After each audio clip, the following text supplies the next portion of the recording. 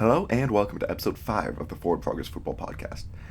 I'm going to start off the episode by going over some of the big signings and trades that happened this week in the NFL since I last recorded, as well as doing my mock draft 2.0. So let's get right on into it.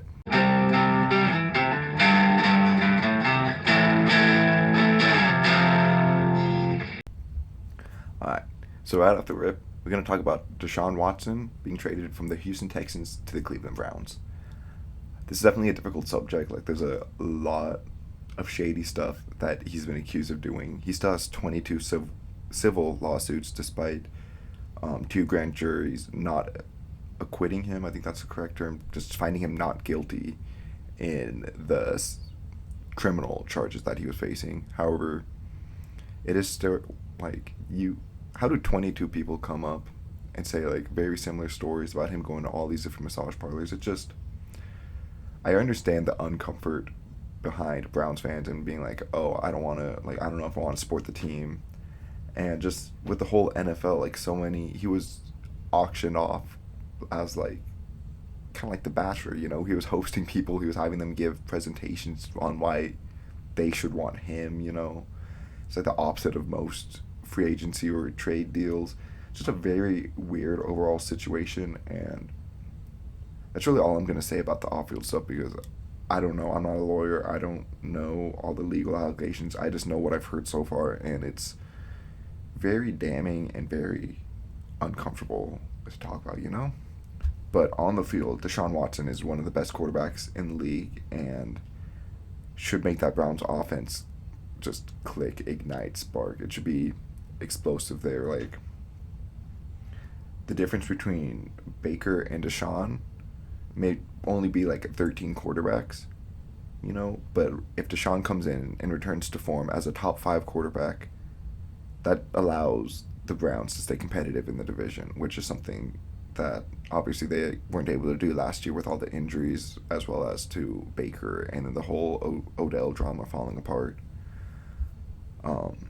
We'll see if he gets a suspension. I still would not be surprised if he did. He likely still will, and that's why they signed Jacoby Brissett to back him up. I honestly wouldn't be surprised if they still miss the playoffs, depending on the length of the suspension. If they aren't able to keep afloat in this very competitive AFC, and the AFC North is also just super loaded too, so they'd probably have to be vying for a wild card spot. We'll see how that all goes. But now they have another discontent quarterback in Baker Mayfield, and what do they do with him? I thought the best landing spot would be the Colts. Now they just traded for Matt Ryan. I'll get into that later. I think maybe the Seahawks, the Panthers. Those are the 2 names I'm hearing the most, just online, on other podcasts, stuff like that. I kind of like the fit to a Tampa Bay, where he can just sit down for a year, kind of do what Jameis Winston did, former number 1 overall pick, sit behind a Hall of Fame quarterback, reset, learn a bit more. I think that could be a really good situation for him. So kind of look out for that for a sleeper option, something I'm not really hearing a lot of people talk about him, going somewhere to sit for a year. Probably one of the reasons why is because he's going to carry an $18 million cap hit no matter where he goes, so Tampa would have to sign him as a cut option, which obviously the Browns want to try to trade him so that they don't have to carry that dead cap penalty. All right, and then Matt Ryan was traded from the Falcons to the Colts for a 3rd-round pick. Great move by the Colts. They pretty much traded Carson Wentz for a 2nd-round pick and Matt Ryan when you do all the math, And I think that's you make that deal in a heartbeat with what Ryan has shown. He's former MVP. He may be on kind of the down path of his career. Only got maybe 3 years left, but this Colts team is ready to win now. They might beat out the Titans in the race for the division. Now we'll see if Derrick Henry bounces back strong. We'll see how Robert Woods comes back from his ACL. But there's a really good chance that the Colts are in a position to be the drivers in the AFC North now, or AFC South, my bad. And then for the Falcons side of this, they went out. They signed Marcus Mariota. I'm really excited to see him start again. There's the logo. The Raiders fan, and I have a roommate who's a Titans fan. We both love Mariota. He just seems like such a fun guy to watch, fun player to cheer for, a good guy, good leader. I'm glad to see him get another shot here with his former offensive coordinator, now the head coach of the Atlanta Falcons, Arthur Smith. I'm just worried though. He has no weapons. Kyle Pitts, Ola, what's his name? Zacharias, something like that. Um, I think Tajay Sharp's on that roster. There's just the receiving room is just terribly bad. Just no one to really speak of there. I really think that points towards what they're going to do in the draft, just because they just have such a need for someone to at least step up there. So I'm worried that Mariota, now that he's in this situation, he's going to kind of fizzle out again. People are going to be like, oh, look, he's still not good. But he's just not being, I don't think he's being set up, because they also don't have an offensive line. They don't have a defense. Falcons might be the favorite right now to be the number one overall pick next year. And good for them. Get Bryce Young or CJ Stroud, whoever emerges. But obviously not that good for the players on the roster. Next up, I want to talk about Tyreek Hill being traded. That news came out of nowhere. Just all of a sudden, like, oh, he wants to be traded. Like, he's requesting it. I was like, oh, like, who knows? Maybe they still might work things out. And then an hour later, he's a Dolphin. Great move by the Dolphins. Now they have one of the scariest offenses in the league, and there's no reason why Tua shouldn't be able to succeed here. And if he doesn't, then that's like red flag. You're drafting a quarterback or trading for one next year. Tyreek Hill, Jalen Waddle, they're going to take the tops off defense. They're just going to be blazing out there. I thought that Jalen Waddle was going to see a bit of a different role next year, and he still might. But who knows, maybe now they will keep him more as the underneath guy, how they were using him last year. Now that they have Tyreek, and they'll just have a speedy deep threat and then a speedy underneath guy. That could be super dangerous. Mike Gesicki's like a glorified slot receiver playing tight end. And then you got Devontae Parker out there as well. Look for Tyreek and Jalen Waddle to be like slot rolls and stuff too, keeping Parker on the outside. That's just those four pass catchers, along with the speed they have with Chase Edmonds and Raheem Mostert. Mike McDaniel is going to have a field day, like, just scheming up this offense. I can already tell. And then they got Teron Armstead as well, like, just shoring up that offensive line. He has struggled to stay healthy recently, so we'll see if he can stay the whole time. But for $15 million a year for one of the top offensive tackles in the league, that's a steal. Even if he is only playing, like, say, 10 games. Maybe you kind of put him on a pitch count early in the season and then go full force at the end. We'll see how they handle his health and his injury situation, but smart move to get him locked up, and for like I think like no guaranteed money, they can get out of it whenever. For the Chiefs side of things, this trade definitely does make them worse. Like, there's no argument about it. Tyreek is what made that offense run. Like, the combination of Tyreek, Mahomes, and Kelsey was just, that's what made the Chiefs the Chiefs. They had the deep threat that made safeties have to play off. They had the smart, savvy route runner who was just bigger than everyone else he'd find in Kelsey, and who would find holes in zones because the safeties were so far deep. And then you had Mahomes, who could make any throw. You still have two of those things, and now you're bringing in MVS to hopefully bring back some of what Tyreek brought to the table, but it's still not going to be the same. I honestly think that they could finish third in the division, maybe second. I don't see them as the favorites anymore, and I see the Chargers as the favorites in that division. And you just hope. You knew one day you were going to see Mahomes without all his weapons, and I still think he's going to be phenomenal. Like, he got raised in the culture of having these weapons, so he was able to develop good tendencies and be a strong quarterback. But now it's like, okay, now that you take these away, are you still going to keep these tendencies? Are you still going to be this good? I believe he will. I still think he's probably going to be either the best or second best quarterback again this year, like he's been for the past 4 years. But it's definitely an interesting question to see. And then the last thing I want to talk about is Za'Darius Smith finding a home with the Vikings. That shores up a big need for them. Now they got Hunter and Smith rushing from edge to edge. That could be one of the best. I'd say one of the best pass rushing duo. But man, that AFC West is loaded, and Packers still have a really good duo with Preston Smith and Rashawn Gary, and you're seeing more and more just teams finding two dominant edge rushers instead of just one, and that's what the Vikings did here. So it's really smart. I think it's smart for them to try to keep up. All right, so now we're going to get into my mock draft. This is going to be, once again, a what I would do mock draft. I plan on doing a more of a predictive one, like right before the draft. Maybe I might release it on that Thursday. We'll see how that all goes. But I will definitely get a more predictive one out there eventually. But yeah, so this is going to be based off of my own evaluations and what I believe would be best for each team. So you're going to see things like the quarterbacks are going to fall just because I don't think anyone is really in a position to take one at the top of the draft and set them up for success. And I don't think any of the quarterbacks here are able to vault over the deficits of the team that need quarterbacks, But when draft day comes along, I'm sure we're going to have like 2 or 3 in the top 10 just because that always happens. So we're going to kick things off. Number 1 overall, I'm going to go Aiden Hutchinson, the edge out of Michigan. Now that the Jaguars tagged Cam Robinson, I definitely think that this is the move.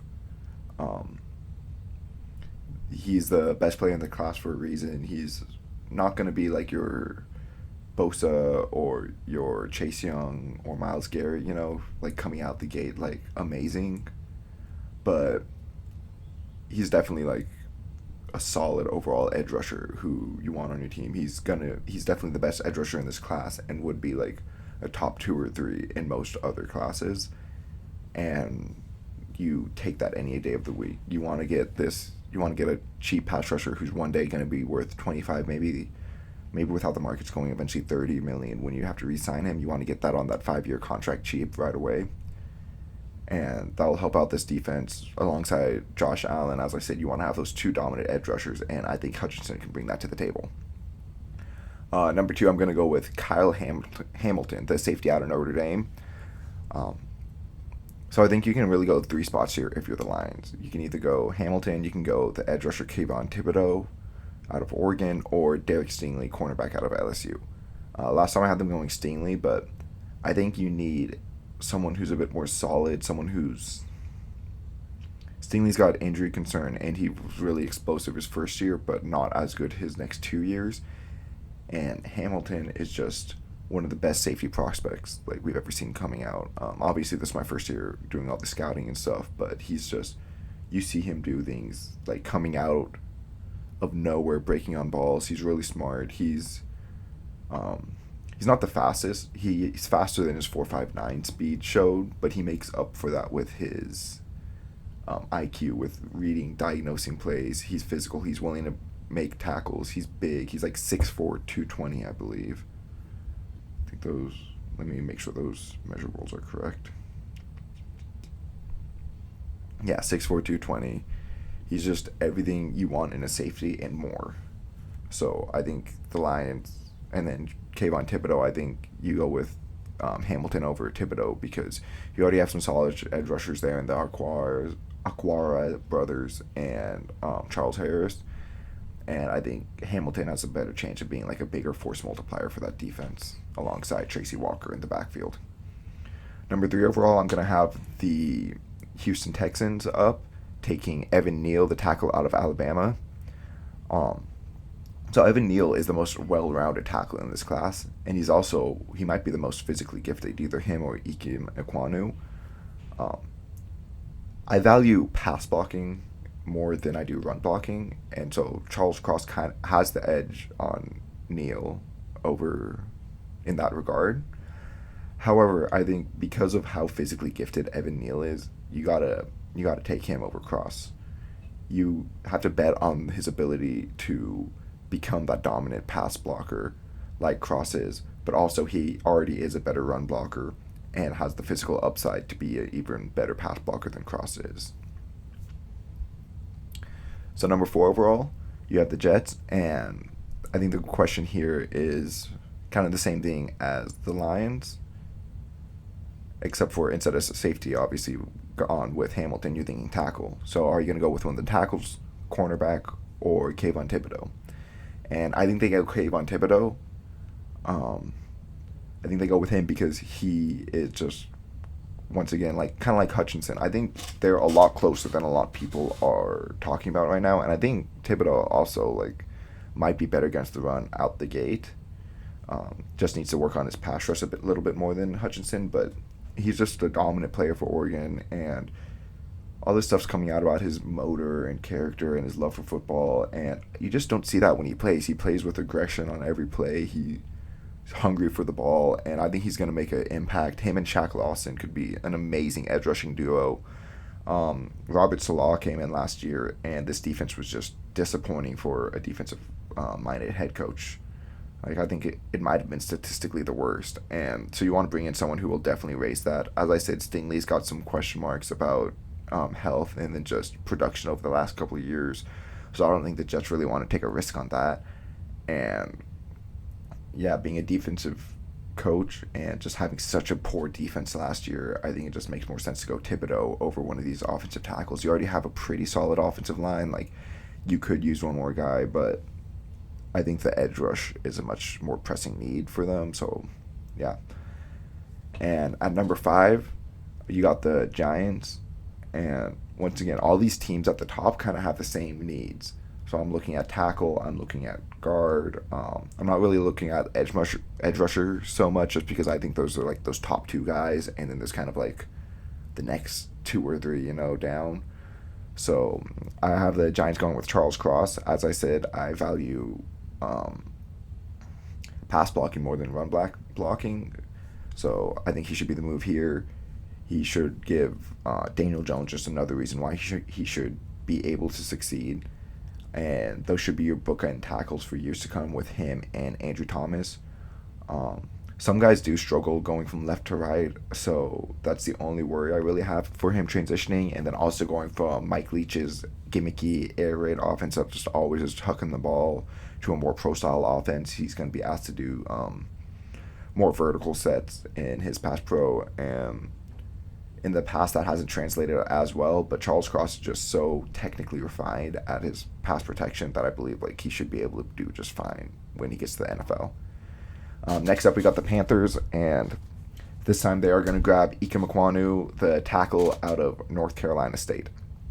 It's always offensive line here. Like, that is their biggest need. They struggled last year finding offensive line talent. They tried to get guys early in free agency, Pat Affline, and just someone else who was like, really, you're going to go after these like low-level free agents and expect them to start for you and do well? And a shocker, they didn't. Ekwonu gives you some guard tackle flexibility in case you like Brady Christensen there, but I think Ekwonu, obviously, tackle is a more valuable position, and Ekwonu is just such better than Christensen. I think that's his name, the guy out of BYU last year, 4th round pick. So yeah, I think you plug him in left tackle, and him and Taylor Morton should be, once again, like just bookend tackles for you for years to come. It's really important to get those down. And then at number 7, overall, the Giants are back up. I have them selecting Derek Stingley out of LSU. This is where I think his slide stops. They already had 1 first-round pick, so this is kind of like almost like playing with house money. Like, you're willing to take more of a risk. We don't know if James Bradbury is going to be there. If he's there, or even if he's not there, I think Derek Stingley still would be a great pickup for them, playing in, I think they have Wink Martindale, right?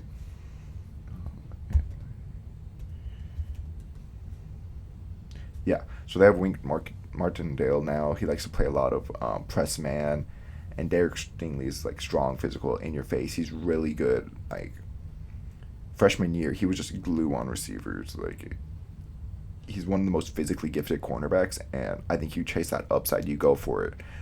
And if you have to part ways with Bradbury, then fine. Okay, it's him and Adoree Jackson. If not, those 3 could be one of the most lockdown units in the NFL. So, number 8 overall, we have the Falcons, and as I kind of alluded to earlier, they need wide receiver help. So I'm going to give them Garrett Wilson out of Ohio State.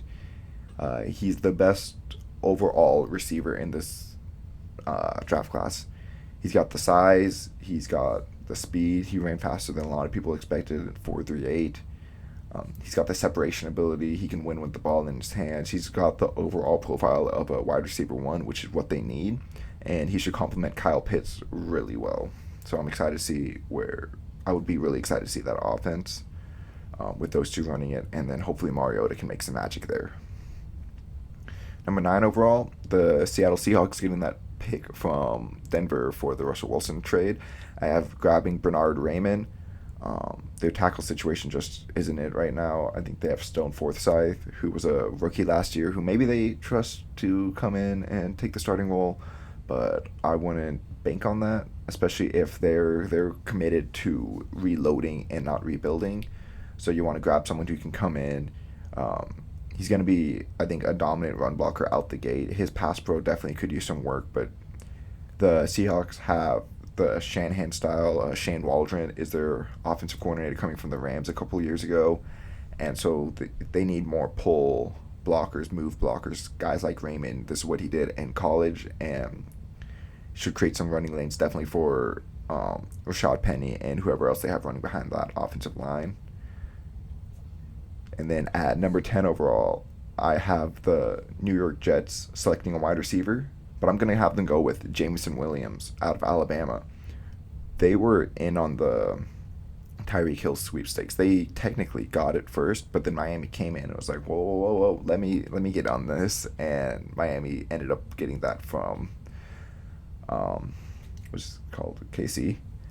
And so I think that if they're looking for speed, well, Jameson Williams is going to be sitting right there. And I think I have him as my second-ranked receiver right now in this draft class. I think he's just falling a lot for people because of his ACL, but he should be ready by September. And if you're worried about him missing 1 month of his rookie season when you want him there for your next 10, 15 years, like, why not draft him where you're going to draft him originally? You always see speed go high in drafts, so I think Jameson Williams is going to be someone when come end of April, people are going to be surprised with how high he goes, but he's got the talent, he's got speed, he's not bad as a route runner, but just kind of think of him kind of like, almost like Jalen Waddle from last year, Henry Ruggs from a few years ago. He's going to be in that mold, and the Jets could really use that to open up their offense, have him go over top, Corey Davis underneath, and then they signed a couple tight ends in free agency, round out that, give Zach Wilson more threats, more places to go with the football. He's got this big explosive arm, and let him use it. Give him someone to just huck it downfield 60 yards to and just watch this offense go off. So with the 11th pick, I have the Washington Commanders selecting Ahmad Gardner.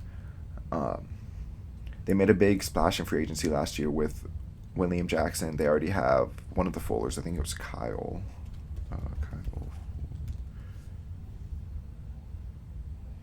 No, it's Kendall. So they have Kendall Fuller already, but you can never have too many cornerbacks, and Ahmad Gardner literally didn't give up a touchdown in college. And he comes out, runs like a 4.4 40, like blows everyone away. He's physical, fast, he's got length, and the corners that Washington had last year definitely did disappoint overall for what they should be. So bring in Ahmad Gardner, he should be your plug-and-play number one cornerback.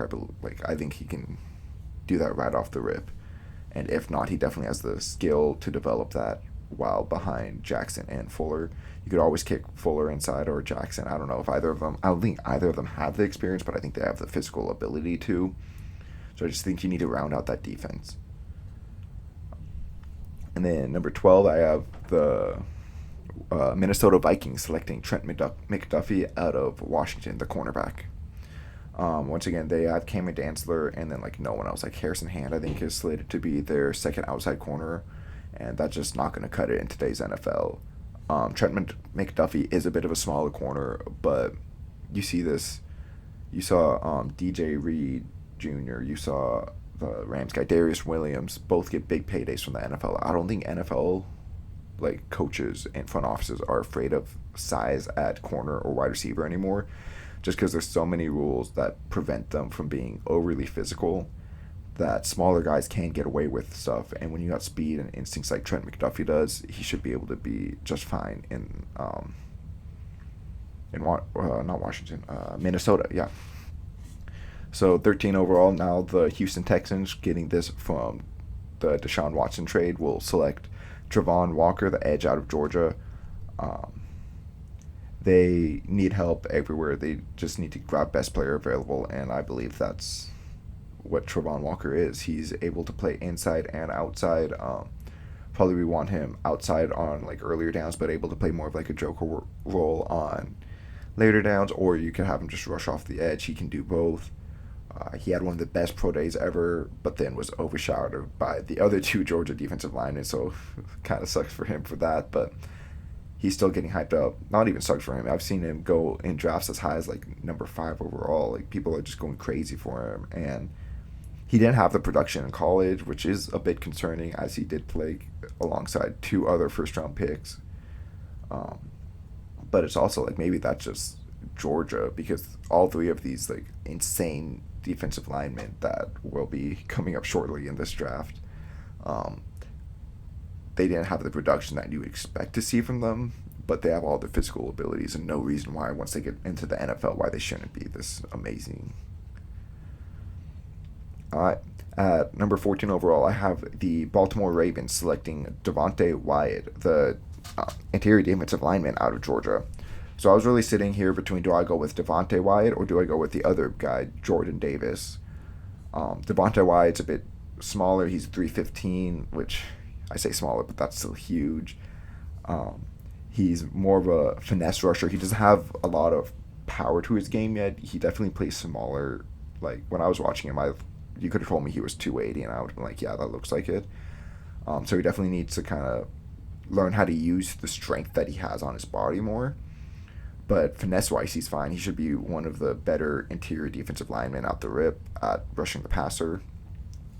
The question between him and Jordan Davis was kind of answered, I feel like, with Michael Pierce.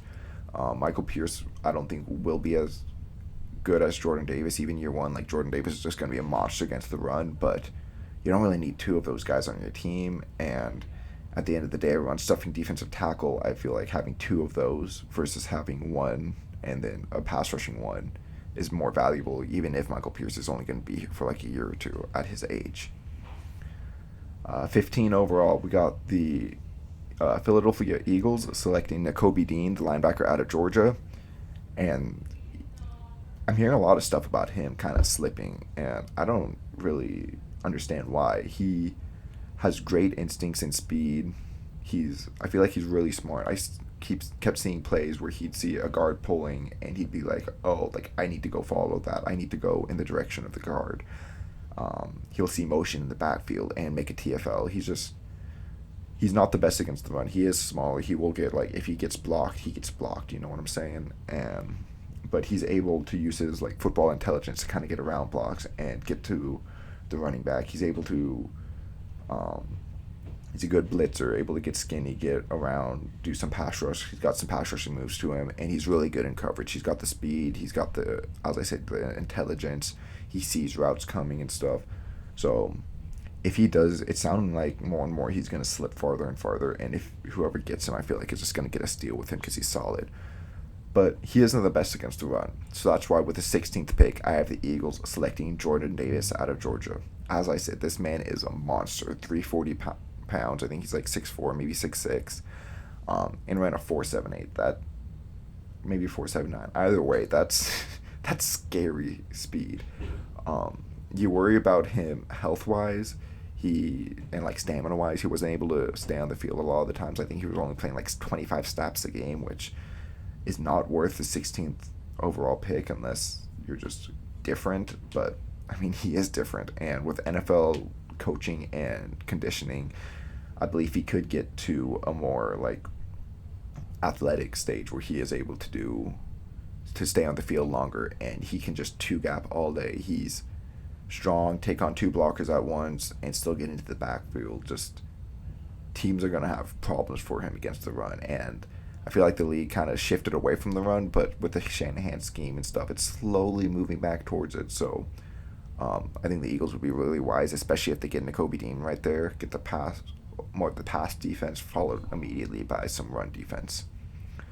And then that brings up the Chargers at 17, kind of kicking themselves, being like, man, we wanted Davis. They need that.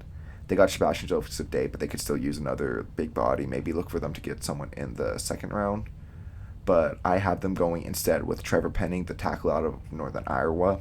This guy is just nasty, physical, tons of penalties. So you hope that some good NFL coaching can kind of hold that back. But this man just wants to kill whoever's in front of him and plug him in at right tackle. And that might be the best offensive line in the league. Combine that with Justin Herbert, being one of the top 5, top 10 quarterbacks in the league. A great receiving core with Keenan Allen and Mike Williams, my bad. And then the third round guy they drafted last year, Palmer. This offense just has insane potential. This is why I believe that they should be the favorites to win the AFC West right now, despite how loaded that is, and despite how much that hurts me saying as a Raiders fan. But this team is just going to be fun to watch, man. Like, especially if they get someone like Trevor Penning just manhandling people along the offensive line. So, yeah. Next up at 18, I have the New Orleans Saints selecting Chris Olave, the wide receiver out of Ohio State. So I think he's a really good complement receiver. He's fast. He's one of the best. He might be. I know a lot of people think Garrett Wilson is the best route runner, but Chris Olave sneakily might be. He could have been a first-round pick last year for whatever reason, decided to come back, thought he had unfinished business. Maybe he thought they could win the national championship this year. Sadly, they didn't. But I just think he's going to be a great complement, especially to Mike Thomas there in New Orleans, and then Jameis Winston, strong arm. He loves throwing deep. Chris Olave's got the speed to do that, and I just think this would be a really nice fit in that offense, especially if a guy like Jameson Williams is gone. You want to get that deep threat receiver who can still win underneath and stuff. Next up at 19, we have the Philadelphia Eagles selecting Drake London out of USC. With them signing Derek Barnett recently, and then also having Hassan Reddick, re-signing Josh Sweat, I was thinking about edge like George Karlaftis, but I just don't think that would make sense for them here, with how much they have invested in that edge position right now. And I know they drafted receiver in the first rounds these last 2 years, but Drake London's kind of having a slip here, and I think the Eagles would be wise to stop that. London can play inside, outside, despite being bigger. If he plays inside, think of him as like the Mike Thomas role, just catching a bunch of slants. He's not really a deep threat. He is a short to intermediate route type of guy, despite being this big guy who you assume would be like, oh, like he's just like a deep threat, jump ball sort of guy. Like, yes, he can do that stuff. He has the ability to do that stuff, but he's much more than that. He's also a good route runner, and he can still be on the field at the same time as Smith and Rager, even though like Rager might be on his way out if they make this pick. We'll see how that all falls down. And with the 20th selection, I have the Steelers selecting Malik Willis, the quarterback out of Liberty. Just flat out, I don't think this happens. I don't think the Steelers are patient enough if they do really want a quarterback like Malik Willis to just sit there and let him fall to him. You saw a couple years ago they traded up for Devin Bush. Their GM, I know, is retiring. He might want to make one last big play and be like, here, this is like all my chips on the table. This guy will be the Steelers' future. And you know that Mike Tomlin is just falling in love with Malik Willis, the way he's looking at him at the Senior Bowl, the way at the Pro Day, they're just staring at him like googly eyes. He's obviously raw. He's got a lot to work on processing-wise, and not always the most accurate quarterback, but he has all the physical tools to get there. And you see quarterbacks like Josh Allen, Lamar Jackson, even Jalen Hurts kind of developing, taking that next step. Justin Herbert, these guys with all the tools in the world who people are kind of like, oh, like, I don't know if they're going to be that good. Well, they are that good. And Malik Willis has a lot of these same question marks. And so I think that's why he kind of slips a bit. And I don't think teams teams who I think before this would be considering quarterback, Houston Texans, I don't think they really have the roster where Willis would succeed. Panthers, yeah, they don't have an offensive line. And Ben McAdoo calling plays. I think Malik Willis would be a bust there. Seahawks, Falcons, I think he needs to go to a place that has something set up there for him. And the Steelers already have Deontay Johnson and Chase Claypool, 2 solid receivers. Pat Fryermuth is a good tight end. They're working on their offensive line. It's not the best, but they definitely got to upgrade in James Daniel this year. They have a solid running back, Najee Harris, so I just think Malik Willis, this would be probably his ideal landing spot if he was able to make it to the Steelers.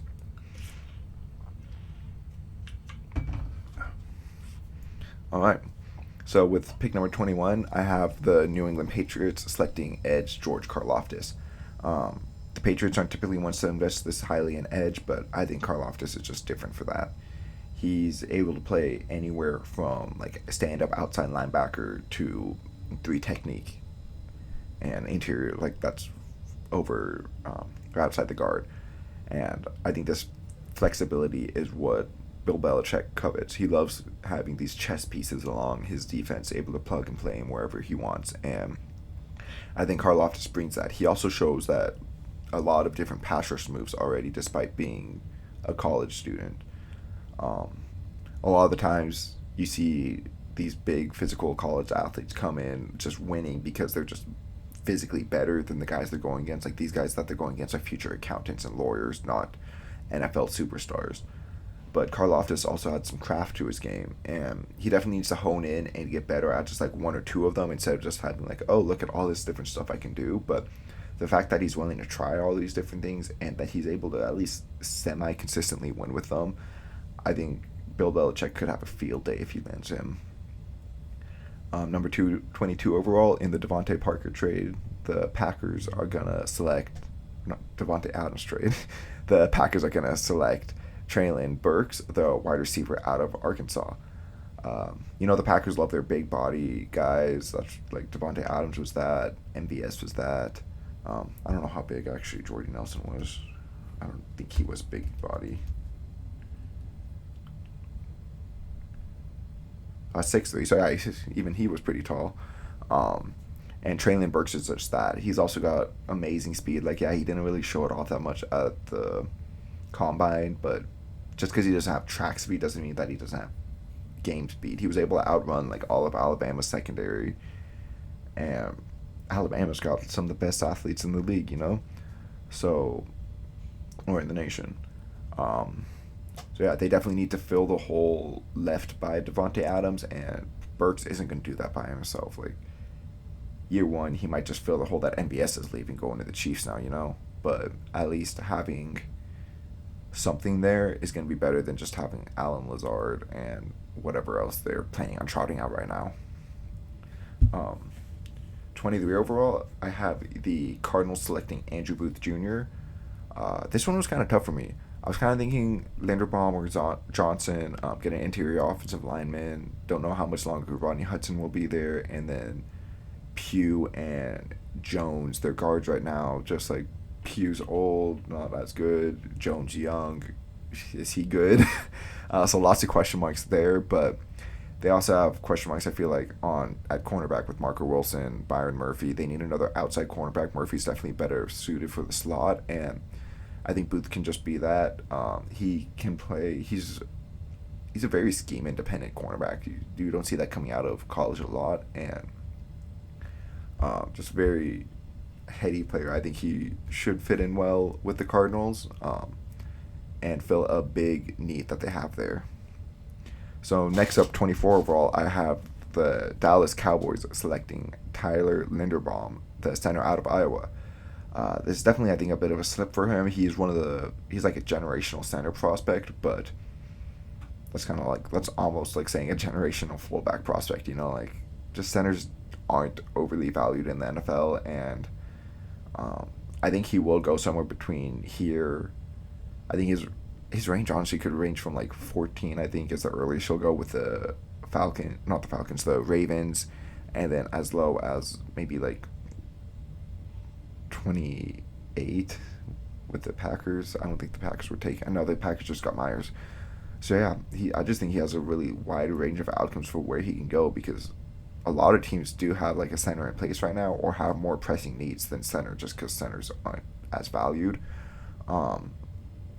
The Cowboys have Tyler Biadasz right now, but I just think where their roster's at right now, Tyler Linderbaum is the biggest upgrade for them. Maybe see if Biadasz can play out at guard, but Linderbaum should just be a difference maker in that run game and that pass game, and instantly be like a top 5 center in the league. With the Bills, I have them going with Khair Elam, the Florida cornerback. Right now, they have Tre'Davious White and then no one else. Let me tell you who their second guy is. It's not pretty, I can tell you that.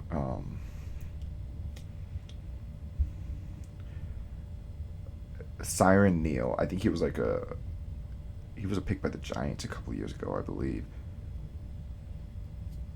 No, he's a fifth round pick from the 2018 draft by Buffalo. Either way, that's not what you want as your number two corner. They've been looking for upgrade that spot for years, when it was Levi Wallace, and now Levi Wallace is gone, and they still haven't done anything about it. So I just would be extremely shocked if they didn't go with one of these cornerbacks. And there's kind of a fall off after Kyrie Elam, so just snag him up while you can. Next up, I got the Titans selecting the guard Zion Johnson. The Titans actually don't really have too many holes, or at least places where they don't have a lot of investment in. So guard was their biggest need, but I also wouldn't be extremely surprised if they went quarterback here, playing for the future a bit with like a Sam Howell or Desmond Ridder.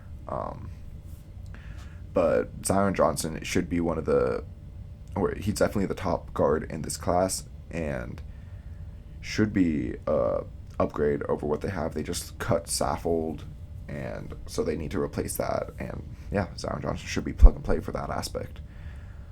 27, I have the Bucks selecting quarterback Sam Howell out of North Carolina, or UNC. Yeah, this is one I haven't really seen, and when I thought of it, I was kind of like, ooh, I like that. I like the idea of the Bucks drafting a bit for the future. Like, they still have a whole like guard. They could go with like a Kenyon Green out of Texas A&M, but I just like, what would be more valuable?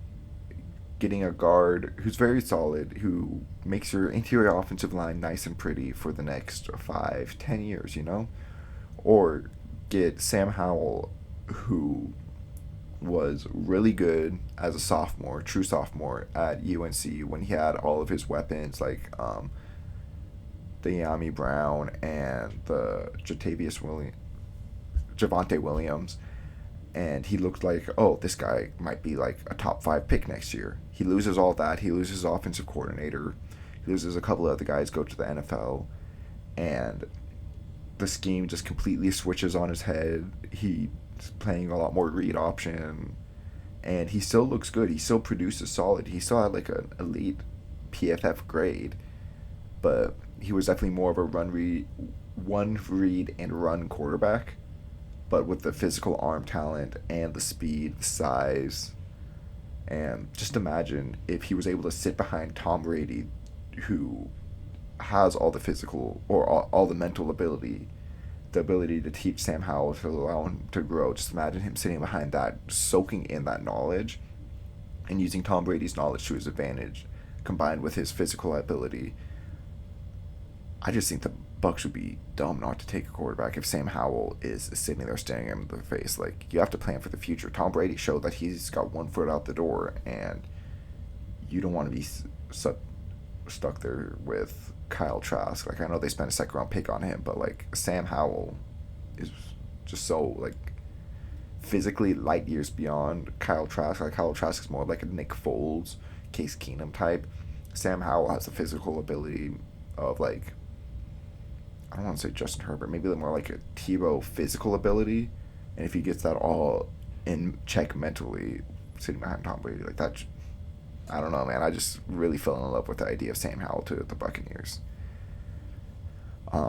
So next up at 28, we have the Green Bay Packers selecting Kenyon Green, the guard out of Texas A&M.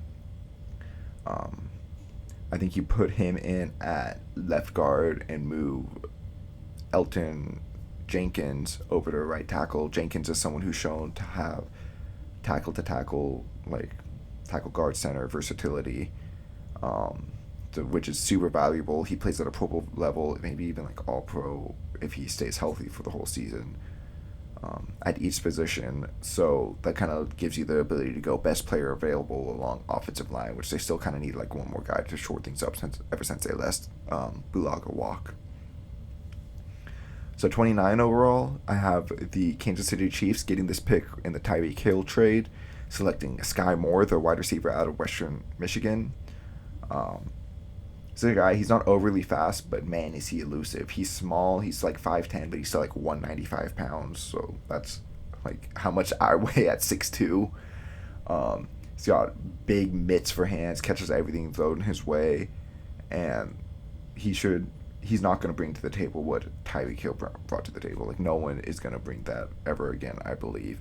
But combining him with MBS kind of gives you the two things that Tyreek could do, and at lower levels definitely, but they need to go with a wide receiver, and I just believe that Sky Moore is the next best one available, who also brings kind of like a similar play style to Tyreek Hill, despite being a lot slower. And that's not even a knock on Sky Moore's speed. I think he still ran like the 4.4s, which is still like fast, just not like Tyreek fast, you know? And then next up with the Kansas City Chiefs again, I have them selecting Jermaine Johnson the second out of Florida State, the edge rusher. They need some edge rush help. He was a fourth-year breakout at Florida State. Never really produced until then, but then just kind of blew up the scene, and at the Senior Bowl just looked amazing too. He'll probably be another guy who goes higher than this when you see the actual draft come around. I just didn't really... This is kind of where he just kind of fell to me, and I think the Chiefs stop his slide. Him and Chris Jones should be a great pass rush duo. They definitely need it with the AFC West division right now. Just everyone having these wild duos, and no offense, but Frank Clark isn't one of those names that brings fear anymore ever since he left the Seahawks, really, I believe. Yeah. Next up, we got the Bengals. Their only hole going in to free agency really was offensive line, and then maybe like cornerback too. They fixed up offensive line. They brought back Eli Apple, so maybe you think cornerback, but as I said, I kind of see a drop-off after Kaiir Elam. So I was thinking go with Lewis Kine. Sign. I don't know if it's Sign or Kine, but the safety out of Georgia. He can be more of that box safety to your Jesse Bates free safety, just a good complement piece. He's big, physical tackler, does well in coverage too. He's just going to be a versatile defensive back for them, and I think should just definitely be an upgrade over Von Bell, but also like allow them to run more 3 safety packages. You see the NFL definitely trending a bit more towards that direction. And so I think the Bengals could definitely use that upgrade for their defense. And then the last pick 32, out of the Lions, selecting quarterback Desmond Ridder out of Cincinnati. I think it's a smart move by them to select a quarterback here. It gives them the 5th-year option while also being the cheapest over the first 4 years because it's the last position or last pick in the draft. It allows them...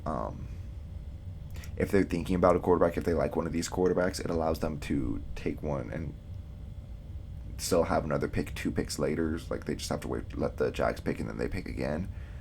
And then, yeah, Desmond Ridder just showed out at his combine. He ran a lot faster than people thought he would. He's stronger than people thought he was. And his pro day, I think his pro day might have happened today, maybe yesterday, but I saw a clip from it. And it's like, he made the pro day throw, and yeah, like a lot of quarterbacks make that throw, but at the same time, like it's still nice to be able to see that a quarterback can roll out on the run, set his feet fast, and just huck it 66 yards. I think his was just something absurd. Like coming from Cincinnati, coming from a smaller school that shouldn't concern people anymore, especially when you see what he did with that school. He turned this program around, brought this kind of like this Group of 5 conference school that wasn't seen as the threat. He brought them to the playoffs in college football. Like, that's very impressive. That's almost impossible to do. He's the first quarterback. They're the first team to do that, and he's the leader of the team. And I think he can bring that mentality to the Lions. I think Dan Campbell's going to fall in love with this guy, like his work ethic, his drive, his will to win despite like his kind of underdogness. And so I just think he would be perfect for the Lions, especially sitting here needing a quarterback. And if he's still there, I definitely think the Lions should snag him up. All right, guys, so that's going to do it for today's episode. If you're on YouTube, leave a like, comment, subscribe. Let me know if you like the pick I have for your team. Let me know what you didn't like. If you're listening to this on Apple, Spotify, Google, RSS directly, anything else I have it on, I forgot. Leave a review, 5 stars. That would help me out a ton. And then you can also reach out to me on Twitter at FPF_podcast or on email fpfpodcast@gmail.com. And until next time.